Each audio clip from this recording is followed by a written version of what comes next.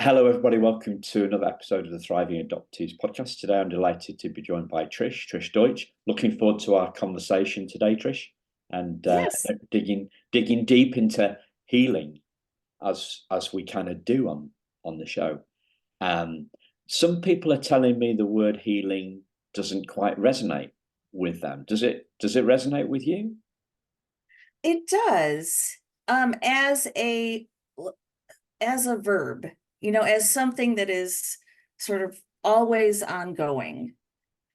I don't think, well, I think many of us won't reach the point where we are healed, but always healing. Yeah. So, what does it mean to you? It's clearly a process, and that is Yeah. echoed many of many of the adoptees that I interview on this subject agree. It's a process. So what does the process mean to you? Um, for me, it has been sort of um integrating all of my selves, I think. Um, so just really coming to terms with and understanding um, the impact that adoption had on my life, and hand in hand, how to move forward, how to create close, loving relationships, how to heal myself, Yeah. all of those things. So when you say integrating selves, have you heard it, have you been doing this IFS stuff? Is that is Yes, yeah, that's yes. So my therapist is an adoptee, and um, she does the internal family systems. yeah, And it has been so incredibly helpful for yeah. me. It's been So really great. it's I've done I haven't done any one-to-one IFS, but I did do a group call with another adoptee therapist over on the West Coast called Kathy McKechnie, who's been on the show as well. She's an IFS specialist. Ah, okay. And so we did a 2.5 hour kind of dive into it. And Ah, I've also read, I don't know if I completely finished or listened to the book by Richard Schwartz, who's the guy that founded IFS like 20 30 years ago, something like that. right. So how would you sum it up for people that are not familiar with it? So I admit that I struggle with the concept. I joke that I have a cold, dead heart. You have a what? Cold, dead heart. So sort of, and just a lot of skepticism in general as a person. So the idea of sort of directly addressing and talking to my baby self and my toddler self, I had to just take a leap of faith and just do it. Because if I let myself really think about it, I would have thought it was silly. I would have thought it was weird, but I just decided to just do it. What's the harm? We're just going to do this. Um, and it has been more helpful than any therapy I've had before. Yeah, Just sort of checking things out with, like, oh, I'm really anxious right now, and this is a familiar anxiety. What's going on with me? Like, how old do I feel? Oh, I feel 3. Well, what does 3-year-old Trish have to say? And, just really sort of processing that in myself, and then reassuring the little Trish that we're not little anymore. We're a grown up, and you're going to be okay. We got this. yeah. So there's the different parts, the different ages, the different feelings and events that are associated with those different the different ages, and these are the different selves. And there's also this other thing, that this other self called the uppercase S self as well. Right. Yeah. So could you explain kind of your take on that? Um, I don't know if I can very well. It's just the uppercase self would be the I think in DBT they call it the rational, the wise mind. You know, it's the absolute grown-up adult me, not what is happening in the moment, and not little me. Yeah. So I think the part of it is grown up from my understanding. Yep. And clearly, listeners, we're not therapists, right? You know, No. We're just talking about stuff so that you can take a dive into it if you want.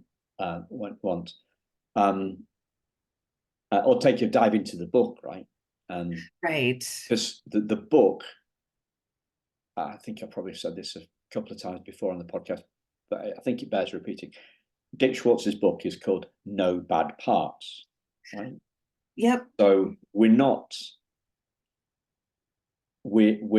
are saying that all our parts are good. We're not trying to suppress a scared part, a scared self. We're not Right. trying to say to an angry part, you shouldn't be angry. We're allowing, we are allowing, and we are parenting.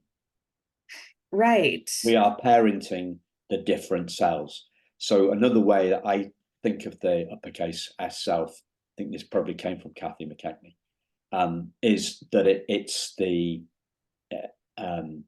uppercase self is the parent, and why that's important for us is because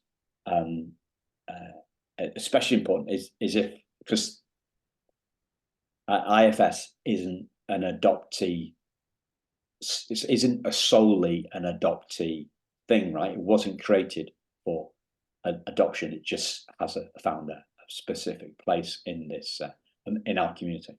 Right. So the uppercase S self is the parent that we're now parenting ourselves in the way that our adoptive parents didn't parent us, that we lacked when we were growing up.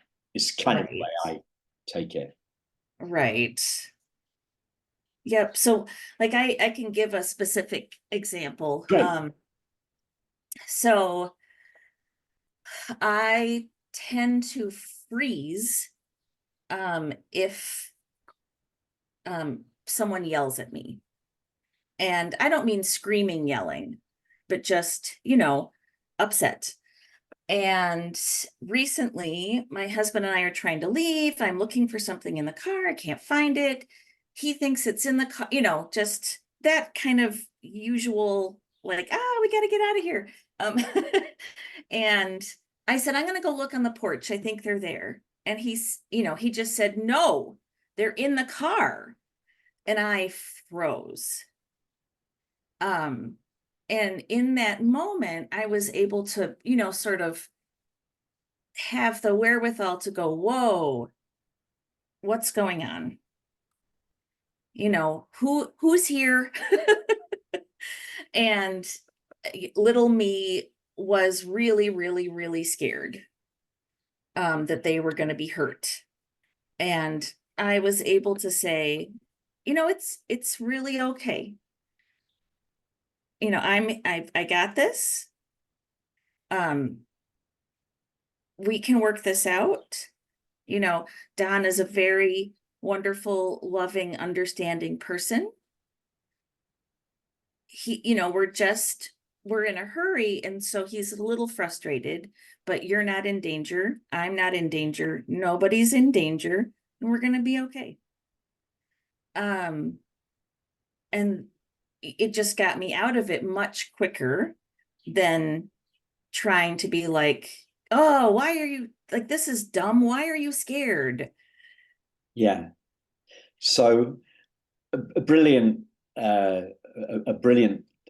example. I think it allows us to go kind of really granular and look at the specifics of this moment.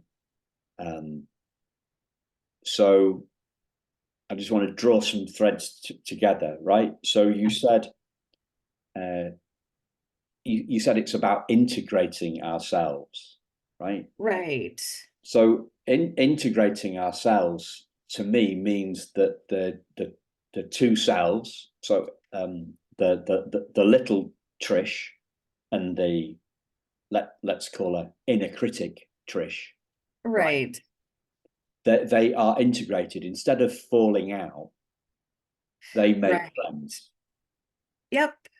They make friends, and the uppercase S self, Trish, is the one that's kind of put her arms around the two, like two little kids fighting in the playground, and has said, "Look, make up, shake each other's hands.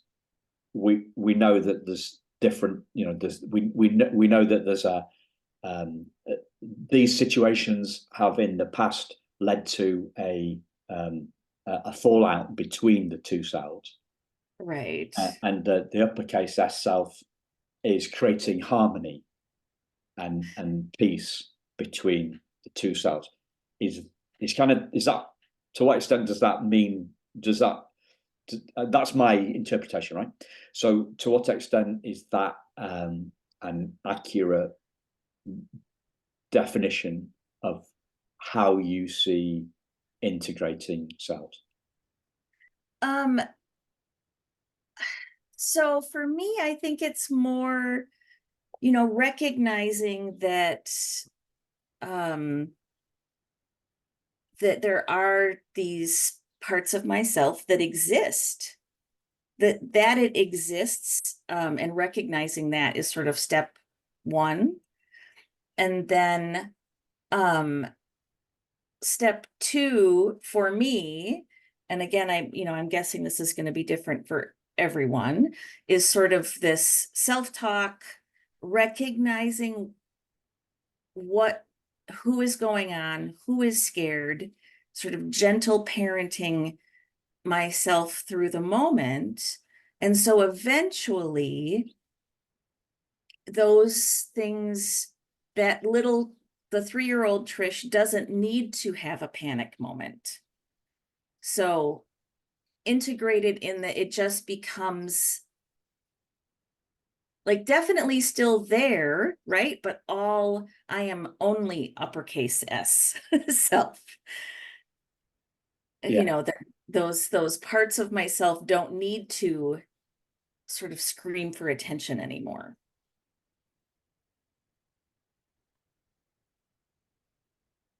And I do notice that as I do this process with my therapist, who I think has been on your show, that it those periods of time, like when I freeze, those get more time elapses between them, and the episodes get much, much shorter. I think So that is fantastic. yeah, that is fantastic, and so bigger gaps between episodes and less pain in the episode. Yep, Yeah. exactly. And sorry, remind me again, who's the therapist that who's been on? Sharon Stein Oh yeah, McNamara. Sharon. Yeah, of course. Yep. Sorry, it's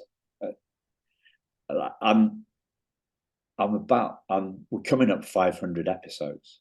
Wow. So, and I'm 57, and my brain is not brain for remembering. So Sharon suggested coming up on. coming from the show.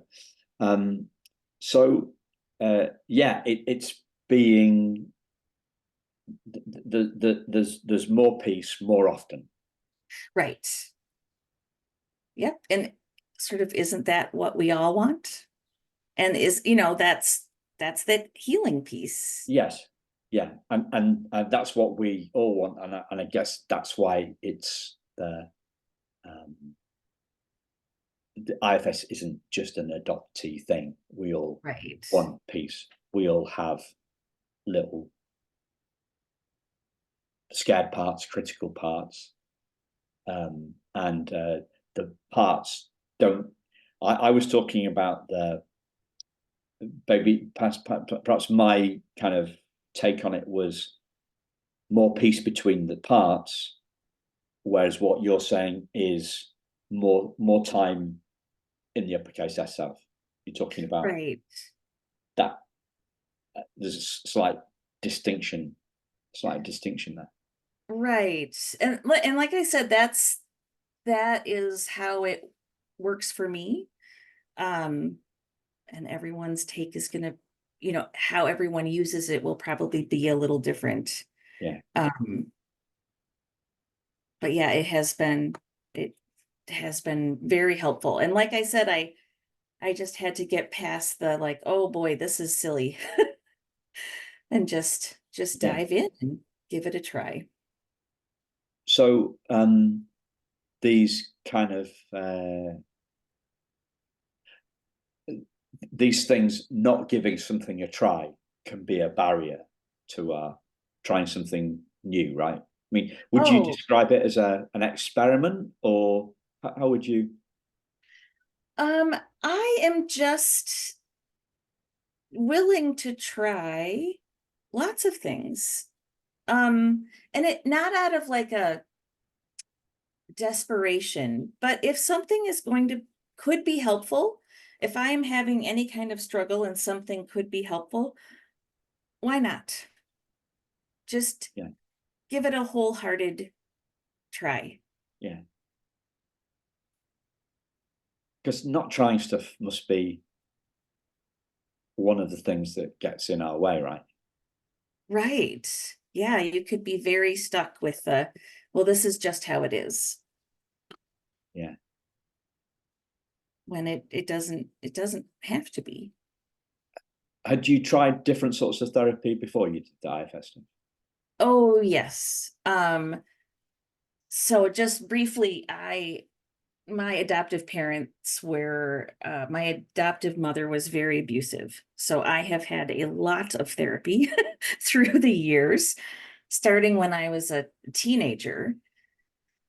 And they were all, somewhat helpful. Um, but just absolutely nothing like this has been. And I think it's especially having a fellow adoptee as a therapist, because I will come with oh my gosh, I have, I'm having this thought and I'm so worried about it. And she'll just be able to say, oh, that's super common. Lots of adoptees have that. And it's just such a relief that, like, oh, okay, well, now I have a framework and we can work through it. Yeah. So alongside the support of the therapist Sharon, who's an adoptee herself, what other things do you think that you've got from IFS that you've not got from other stuff? Because clearly you've been in. I'm not going to ask your age, but because I don't ask, we're polite and like don't ask. But I'm talking. We must be talking decades, multiple decades. Yes. Yeah, let's Yes. just leave it at that, right? Right. Yeah. So you could be like 22. In therapy since I was 2 years old. Yeah. So what else has IFS given you? What's the difference? What do you think is the difference that's made the difference, Trish? I think it's IFS plus the adoptee perspective. So being able to look at those parts of self with an adoptee lens that has been the most helpful. Because I have had fantastic therapists before. It's not that I've just had bad therapists. Um, but it's just this particular perspective of the adoptee and the parts of self. Because I think as adoptees, well, I can't speak to all adoptees, obviously, but for many of us, especially my age, and I am 54, I don't have any problem Okay. saying how old I am. I didn't ask her. She just volunteered the information herself, listeners. Okay. um, I'm 57. yeah, I just volunteered the information. yeah. So, in the era that for my adoption, I was in the hospital for 2 weeks by myself. And then I was in a foster home for 4 months. And then I was adopted. And that's just how they did things. And I think that we know now that that's really damaging to infants, that they need a consistent caregiver from the beginning. And so we do, I think adoptees are probably more likely to have these parts of selves that are sort of inside and yelling, like abandonment and anxiety and other things. Yeah. So the consistent caregiver, I don't know whether, hopefully I'm not being patronizing to the listeners here, Yeah. but the consistent caregiver, that's what IFS does. It's established you as your own consistent caregiver because you're always Oh, right. you're always there. Right. I had not thought of it that way, but that is brilliant. Yeah, exactly. Yeah. So I mean, for me, one of the critical things in healing is that it's about a shift in a perspective, right? So you've used the word perspective a couple of times. You used adoptee perspective from Sharon. Yep. Sharon, you've talked about, and you've just said, I hadn't thought about it in that way, right? Right. So my little hobby horse, right, in terms of what healing is, for me, Right. a healing is a shift in our perspective. Yes. So the myth is that time is the greatest healer, right? Correct. It's a myth. So if time isn't the greatest healer, because we know people, we know adoptees who are like have got years on us, who are still suffering, right? So time Right. isn't the greatest healer.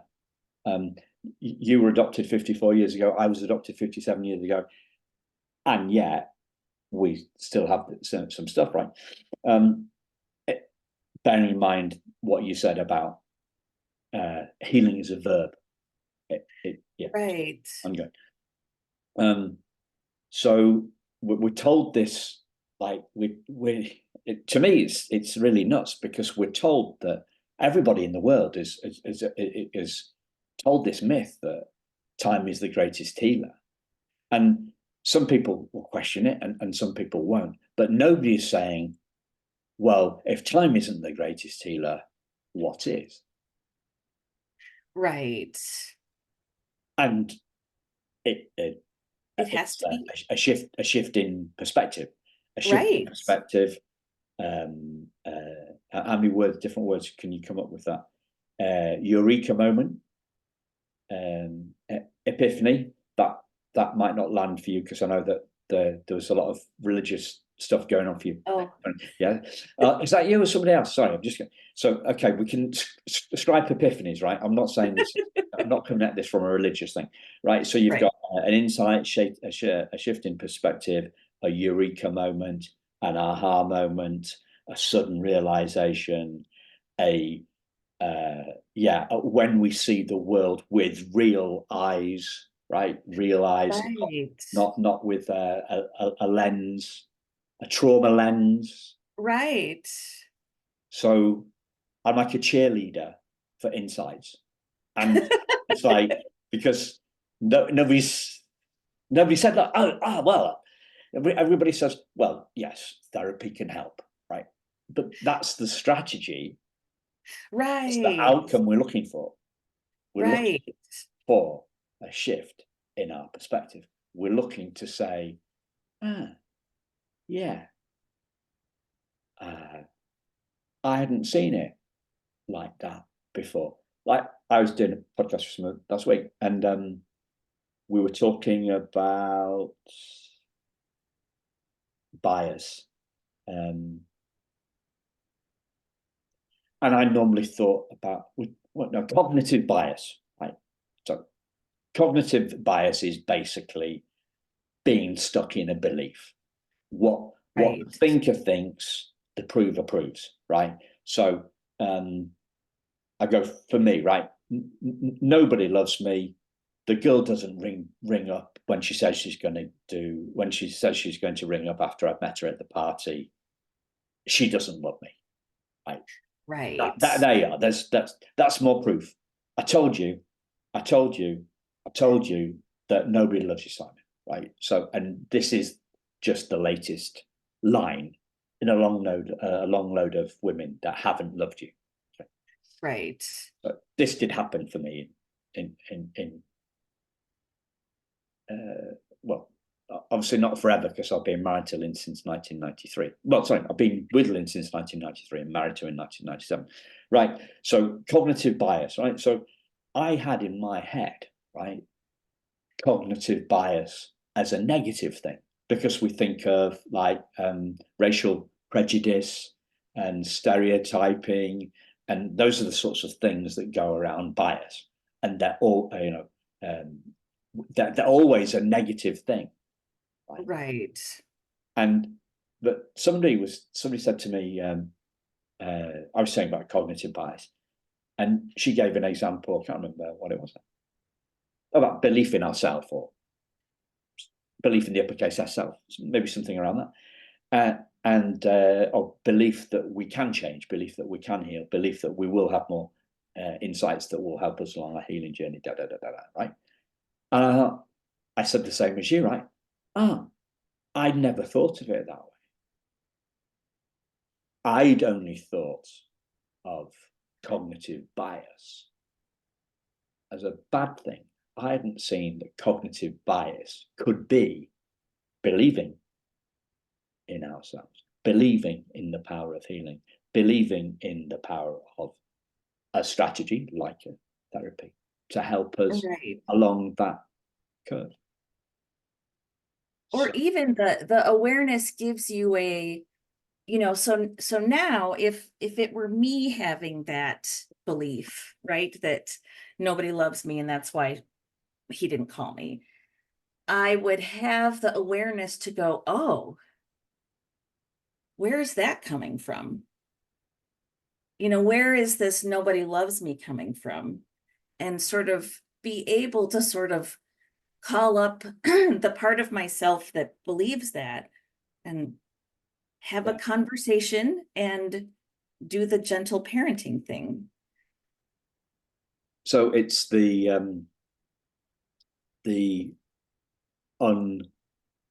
what is it? Is it the unloved part, the unloved Right. self, the part that feels unloved, Right.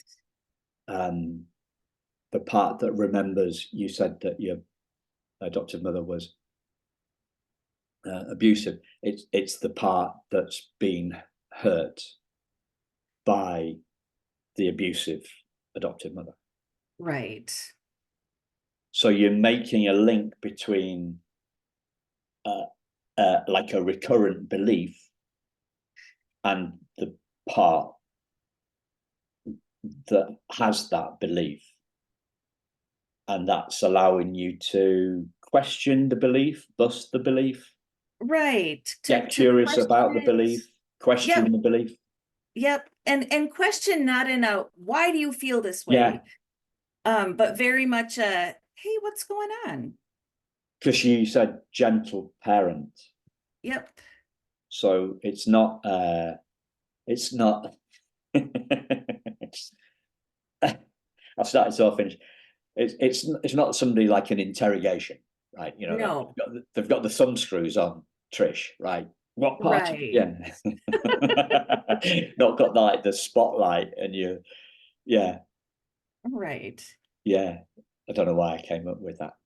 I think it's sometimes useful to see extremes. Yeah. Yeah. Yeah, we're clarifying the gentle parenting, right? So back to where we were, I don't know, 10, 20 minutes ago. Yeah, I think the word that kind of sums it up for me was willingness, right? Yeah. Was that you were willingness, you were willing to try a new therapy, despite the fact it's sounding a little bit, I don't know, cuckoo. Yes. Yeah, okay. So would you say willingness sums up, or curiosity, or Both of those. Um, I just sort of as a general personal very much value curiosity about myself, about the world. Um, and so that along with willingness and just a desire to feel better, yeah, to be a better spouse and friend and daughter and mom and grandma, all those things. grandma? Wow. Yeah. Um, so if willingness and curiosity, general desire, general outlook are the things that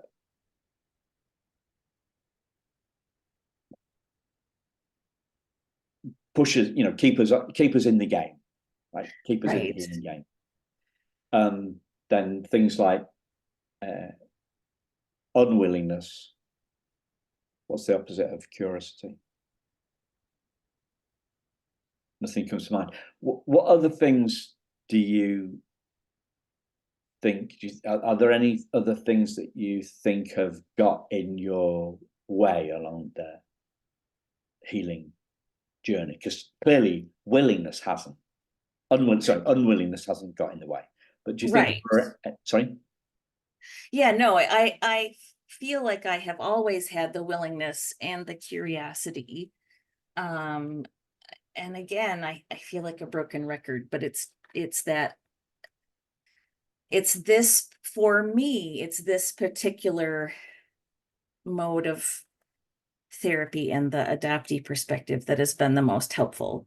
Yeah. I've had previous therapists who were very much cheerleaders, sort of the like, oh goodness, everything you've gone through, you're so strong. Well, yes, and now what? you know, let Yeah. let's get this show on the road. Like, and now what? Um, and I just They're I probably just getting you to appreciate the strength that you have, but that you haven't, seen for yourself. And yeah, it is okay, right? Okay, yeah, I get it. Yeah, okay, and exactly. And how do we move on? How do we move on? So, right. is there anything that you feel is anything that you feel's got in the way along your healing journey? Um, Myself mostly, honestly. Um, I am very Okay, glad. so is that a particular? I mean, now you know because you're doing the IFS stuff, right? Is it a Right. particular self that has got in the way? Oh, that's a great question. Um, Honestly, probably yes. It's probably that youngest self.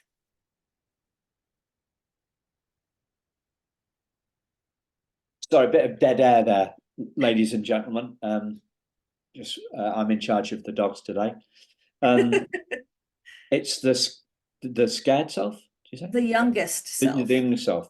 So Um, what? because that youngest self, my therapist and I have talked about it, the sort of the self that was in the hospital for 2 weeks, um, not being cared for because my mother was not allowed to see me or hold me, touch me, anything. So it's just me in a bassinet for 2 weeks. And she said that self um sort of gave up. So, Oh, it's this is how it is. This is just how it is. It's terrible and it's just going to be terrible. And there's nobody here, no matter how much I cry, that this oh, is just how it is. And she's wrong. I mean, she wasn't wrong then, right? That's a pretty reasonable thing for a baby to think. But um, yeah. I think it. I think it's. I think it's the baby feeling that, right, not thinking it. right, yes, yes, Sorry, that I hope that didn't come across as pedantic, but like I think the feelings come first. Oh, yes, I heard something. I don't know if I can remember the exact number here, but it blew my mind. Um, so, and I don't know, I don't know the provenance of this. I heard it from somebody who I trust, a podcaster I listen to. I listened to a few, so I can't remember exactly which one it was. He said, or she said, we've been feeling for 6 million years as humans and oh, thinking for 1.5 million. Right now, right, the idea that there's been human beings for 6 million years, that totally blew my mind. When we think about, say, we watch um, I don't know, like a 60s classic big film, when, like El Cid, or, something about Jesus, or I don't know, something set 2,000 years ago. right, And we compare where we are in the last 2,000 years. And then somebody says, well, we've been feeling for 6 million years. That's just right, mind blowing. So, how far do you know what I mean? Um, but there's something to do. Maybe I need to check it, ask a neuroscientist or something about this. But there's something to do with the fact that our feeling brain is older than our thinking brain. So we are feeling. We are feeling. I mean, as you were talking about, being, well, on your own in the bassinet for 2 weeks in hospital. As you were right, talking, first thing that came to my mind was, I felt your anguish. I could right. I could feel that. And the word that I wrote down, was abandoned. Yeah, And then the next thought that came to my mind was, being abandoned by others and abandoned hope. right, And if we've abandoned hope, then we're not going to be curious about what's in front of us, are we? right. So I'm kind of wrapping it all up in a bow here. Um, And there's something else that happened.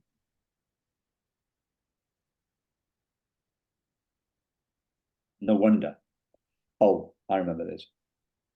It was something I heard a while ago about a woman who worked in either it was like a baby's home or a mother and child home where they separated the mothers and the babies afterwards, of which I've spoken to a few birth mothers and understand, and interviewed some birth mothers for the show and seen that. So there's a woman in charge in one of these baby dorms. Let's call them that. And this really, it's tearing me up as I'm about to share with you just the thought of it. And it was when they stop crying, we know they're ready to be adopted. Oh, isn't that absolutely? My whole body's feeling that now, and I'm also sorry for bringing it up because I can see that it's feeling for you. yeah. Like, sorry. Oh, I'm no. gonna trigger. I should have given a trigger warning. No. But that, and in that place, in that kind of just, well, there's I'm thinking of something from another movie, maybe Raiders of the Lost Ark or something, and it said, abandon hope, all who step here. Something like that. Maybe it's from Treasure Island or something like that. Right. Abandon hope, all who tread here. Right. And I'm just thinking of us shutting down, and as stuffing our feelings, because they're overwhelming to us. Right. And a conversation, I did some work with a therapist about 8 years or so ago. She was the best that I could find at the time. She gave me, and I did a couple of sessions with her, and it did get me from it. It actually kickstarted my search. I'd stopped searching, and I had a meltdown with that therapist, and that restarted the search, which led me to my truth and a lot of healing. So I'm very thankful for her for doing that, because she precipitated that. She gave me her notes. We did a 3 or 4 sessions, and she said, okay, I think I've got you. I've got you as far as I can, Simon, or something like that. And it said, Simon something like Simon avoids emotions and goes to intellect, something like that. Oh gosh, that's familiar. Yeah, well, that's kind of why I'm bringing it up, because you said something at the start about, what did you say? Cold dead heart. Right. But when you said it with a smile on your face and a laugh. So, like something's gone, right? Something's changed. Oh yeah, I mean, I definitely make that joke because it's easier to have the intellect and the humor rather than the feelings. Yeah.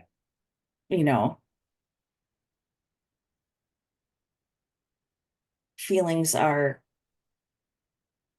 challenging, and so, they get avoided. Yeah.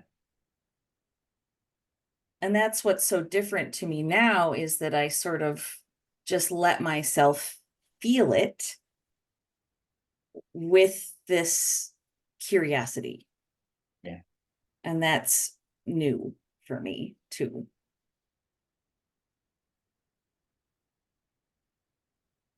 That feels a good place to bring it in. Yeah. 45, 50 minutes have just flown by. And unless there's, please, I might have brought that to premature ending. Is there anything else that you'd like to share? Well, the other, the only other sort of the piece that has helped with my healing, which could be a whole nother hour's conversation, but I won't go there, is that I reunited with my birth mom when I was 23, and 12 years ago she adopted me back. So she is legally my mother. And I am very lucky, which I struggle with as I don't know what word to say, but she is kind and open, and I sort of hit the mom jackpot. So, just that has been very healing. I have the genetic mirroring. My kids have that genetic mirroring. So we're pretty lucky to have that, Yeah. to have her in our lives. And how does she feel about being a great grandma? She said that was fine. She didn't mind that at all. But thinking of her daughter as a grandmother, that made her feel old. Oh, right. That was yeah. My wife's favorite auntie said, I'm not sure whether I can tell people you're my niece anymore. Now you're 60. Now you're yeah, my wife's a couple of years, 3 years older than me. How just briefly, and how do you see the kind of the inner healing, which is what we've been discussing, obviously what we've been discussing about the IFS stuff. How do you see the inner healing and the outer healing, the reunion, it's clearly you're the first person I think that I've interviewed who's been adopted back by their birth mother. How do you see the inner and inner and outer healing? The relationship between the two. Oh, well, doing the inner healing allows me to be more present, and to sort of take in more love, more affection from my mom. Because that the intellect, the humor, all of that gets in the way. And so having this integration of parts and understanding of what's happening allows me to be closer, yeah, to her and everyone in my life. Yeah. So the inner work facilitates the relationships. Yep. And I'm sure vice versa, because she is very open, and we can talk about absolutely anything. So it's like a virtuous circle. Right. Yeah. Yep. Thank you very much, Trish. Yeah. Thank you, Simon. And thank you to listeners. We'll speak to you again very soon. Take care. Bye-bye.